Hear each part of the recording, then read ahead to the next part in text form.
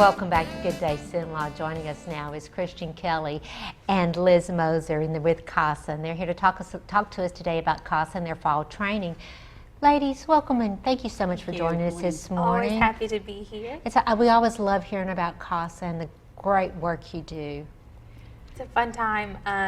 It's exciting for us as we kind of go into a new training session, and we're always ready to talk about it. We'll tell anybody who wants to listen about it. Well, you have our full attention today, Christian. Thank you so much. So tell us a little bit about the fall session that's coming up. Last one of the year? Last one of the year. We take a break during that holiday time, hunting season and holidays and that kind of thing. So that hunting season. We have realistic expectations for everybody. So we've got a training starting October 17th.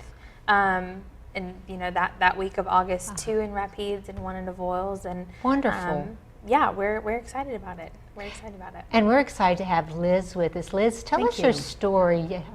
Tell us your beginnings with CASA and how you evolved through CASA. Well, a dear friend of mine was involved in CASA in another state, and so I had some ongoing conversation with her. And then my husband and I moved to Louisiana, and I started the advocacy classes probably 5 years ago now. I think it's been over 5 years. Okay. I think I've had the opportunity to serve 13 children over the 5 years. Oh, that's wonderful, Liz. CASA, typically you just have one case. At times after you've been a CASA, and if you feel like your personal schedule and commitment will afford you and will allow it, you can have a second case.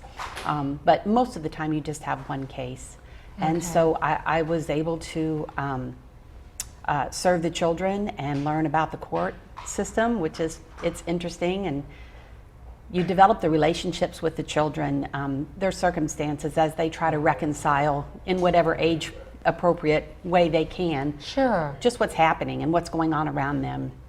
The caseworkers are often involved in the whole family, and they have many cases. I don't know the numbers, I wouldn't speak of the numbers, but as well as the children's attorneys. But with CASA, you have one child, perhaps 2 children. So you really can get in there and advocate for them and build that relationship with them as you walk with them and kind of help them process just what's going on.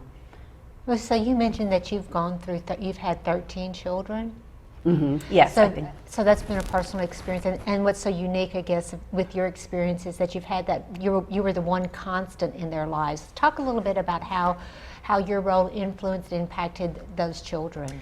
Well, again, it's age appropriate. I have not worked with teenagers, I wouldn't say yet, because I'm on staff, so I don't advocate now as a volunteer, but I've worked with mainly grade school and preschool, and you're just able to form that friendship with them. There is the obligation to see them once a month, but I would typically see them more than once a month, and you just build that friendship with them. And you can advocate for them. You go to school. I've been in school before and walk toward that hall and see my little CASA child just light up when they see me. And I'm sure you get a hug too. You get a hug. And it's just been a privilege to have some conversations with them and spend some time with them where they do trust you, and then you can advocate on their best interest. And when you go into the courtroom, I've left court very frustrated before, and I've left court very proud because I've known that CASA has made a difference, that you are listened to, your opinion is valued, and your work, the things you're able to uncover and work when you speak with teachers and foster parents and all the associated parties that are working together to serve these children. Your opinion is valued in the courts, and that does make you feel proud. Well, Christian, I think you did a perfect job in selecting Liz to come and be the advocate for you, because she told the personal testimony, how it influenced her, and the value of having volunteers. Absolutely. So tell us again as we wrap up the fall. Yeah, so we have an evening training starting October 17th in Rapides, a morning training that following Tuesday on the 18th, and then we'll be in Avoyelles on Thursday, October 20th. We meet in person for about 4 times, about 6 weeks total, spent together doing some training and learning about the court system and what advocacy looks like and how to advocate well for these kids, and learning how to be that voice for them. So, well, Christian, Liz, thank you so much for joining us, and thank you for the good work that you're doing in our communities. Thank you. Please stay tuned. We'll be back shortly.